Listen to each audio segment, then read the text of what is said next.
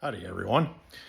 I decided to make my first video for my channel. This is very rough. It's being done on my iPhone rather than a GoPro or other camera because I'm just not prepared to do it any more advanced than this today. But I'm really excited because I finished my build out of my kayak and I'm ready to go fishing. Unfortunately, the Minnesota weather is not cooperating, so it's too cold to even go out and fish for panfish before the season for everything else officially opens at the beginning of May. But I thought what I'd do today is just go through the kayak and show you what I've done to it. I've done a little more to it than what most people would probably recommend before taking it out. I'm an engineer at heart and I love to tinker.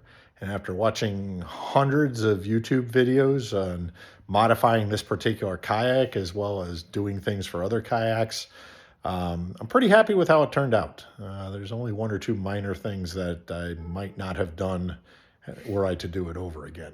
But at any rate, let's go ahead and get started. So you'll have to excuse my garage. I have here a Lifetime Teton 100. And as you can see, it's been rigged out a little bit. I added mighty mounts, 4 of them, one at the bow, to either hold my camera mount or to hold a screw eye mount for tying it down to a roof rack.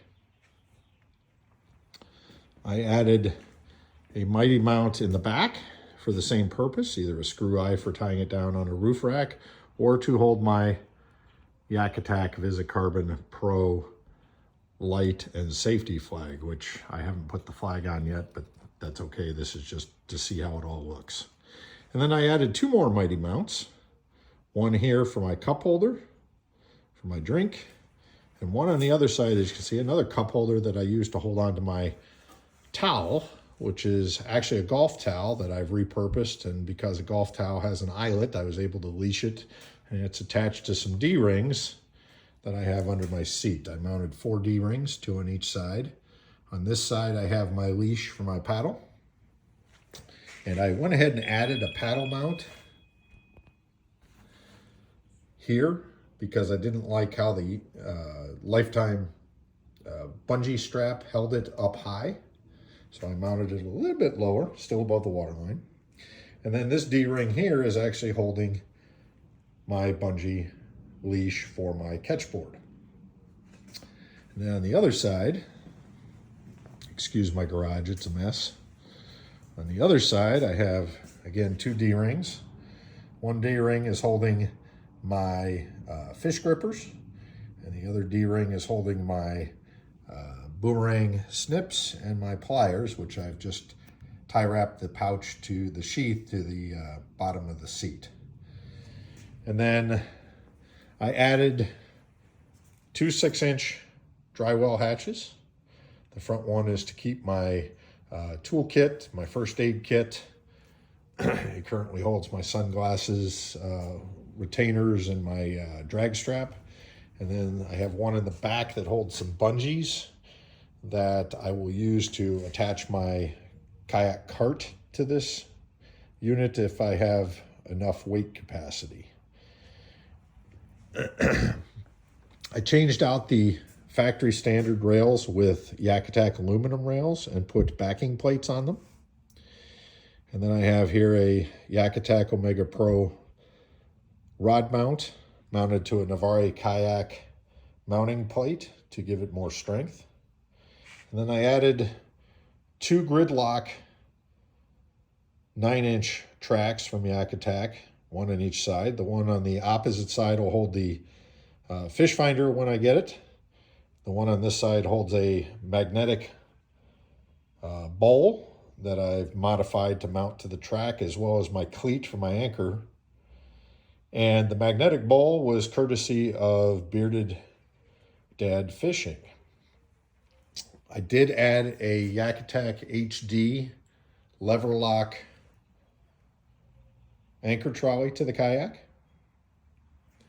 And then I added another grid lock here where I may install a Yak Attack double header paddle holder to move the paddle to this side when I mount the fish finder. That's the one of the regrets I have, is mounting the paddle holder over on the other side before I thought it through. And then I added 2 9-inch gridlock gear tracks in the back, one on this side that I actually have no purpose for, but I like symmetry, and one on this side that I'm using to hold my bump board holders that I got from Yak Gadget. And I have a Catch X bump board that my son got me for Christmas that I'm going to be using for tournament fishing. And then the kayak crate is made out of some old milk crates. I used to work for Dean Foods, and so I actually had some milk crates that were no longer usable by the dairy.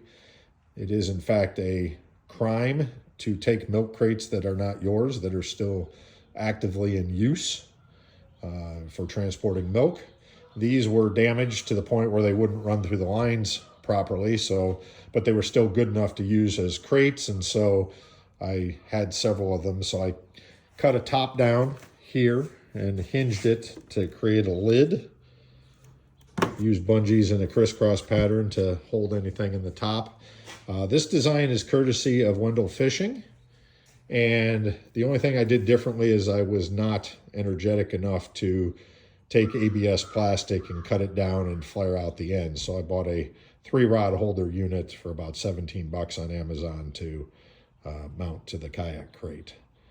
So that is, oh, and there is actually one other modification. I originally planned on putting a Scotty mount in the center, and I had actually mounted a Scotty mount to this area that was designed for it, but I didn't like how it stood up. So I purchased the Yak Attack, I believe it's called the Switchback, to put in its place. It has the same hole pattern, and so it just gives me another track position in order to mount something if I need to. And then I have clipped to the little pad eye here, I have a waterproof box to keep my wallet and keys in, my phone. And in addition to that, I did add 2 pad eyes here and 2 pad eyes in the back.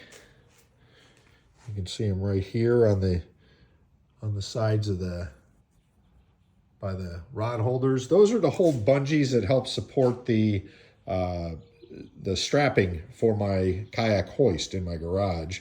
And then I added 2 pad eyes in the back here that I used to clip the securement bungees for the back of the seat.